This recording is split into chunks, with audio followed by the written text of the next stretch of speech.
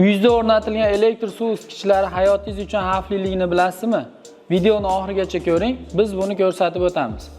Agarda sizda ham shunday o'rnatilgan bo'lsa, hayot uchun xavfli hisoblanadi. Suv isitgichi o'rnatilayotganda albatta obratnik klapan qo'yib ketilishi shart. Sababi obratnik klapanimiz bokimiz ichidagi suv tugab, tentimiz kuyib qolmasligini ta'minlaydi hamda ichidagi ortiqcha bosimni chiqarib yuborish vazifasini ham bajaradi.